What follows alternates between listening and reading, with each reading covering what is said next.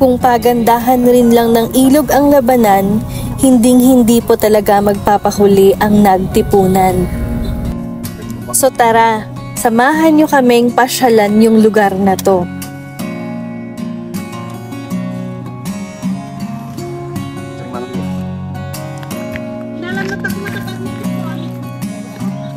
Uy, uy, uy. Uy, uy. Uy. Daan-daan lang, guys.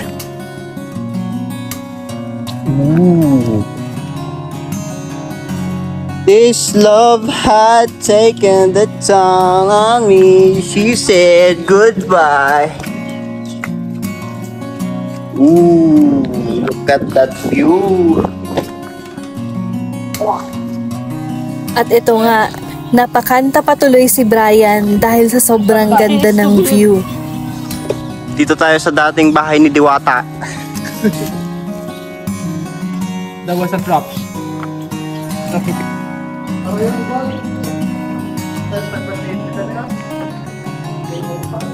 Kaya magkarabaw.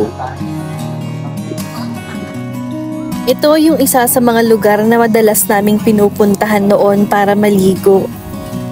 At ilang taon na din kaming hindi nakakabalik dito, pero maganda pa rin yung view.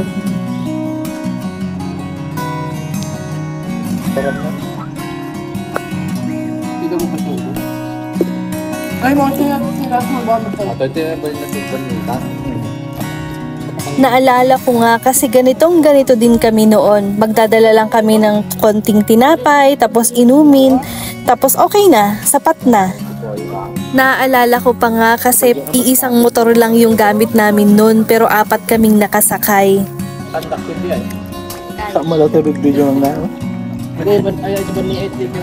Ang sarap nga naman kasi talagang tumambay dito at magpalipas ng oras.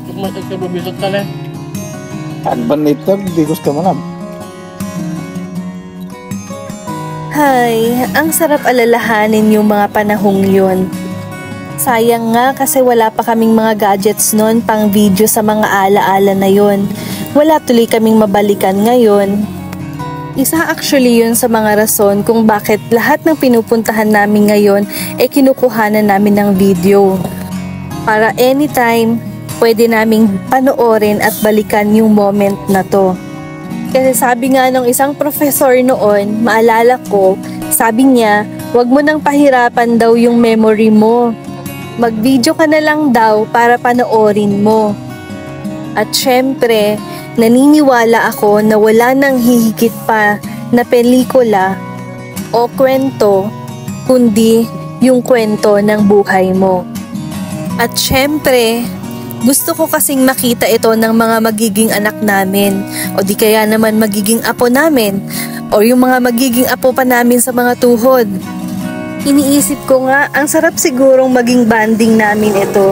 Yung mga balikan namin yung mga videos namin at papanoorin namin ito ng sabay-sabay. Hay, eto na naman po tayo at nangangarap na naman po tayo magkaroon ng mga anak at mga apo. Ni wala pa nga kahit isang nasisimulan.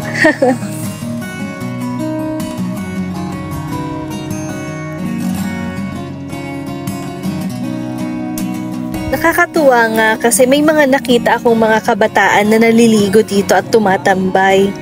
Kasi dati, kapag pumupunta kami dito, kami lang yung tao. Or baka natataon lang talaga na kapag pumupunta kami dito, kami lang yung tao.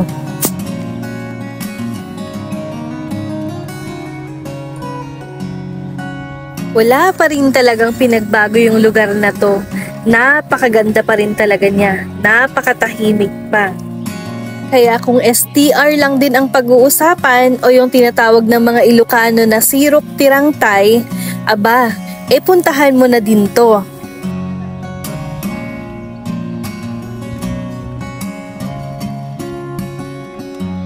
At syempre, bago ko tapusin yung video na to, munting paalala lang po para sa mga namamasyal dito. Ayusin po sana natin yung mga basura natin at iuwi yung mga ito. Nang sa gayoy, mapanatili po natin yung kagandahan at kalinisan ng lugar na ito. Maraming salamat po!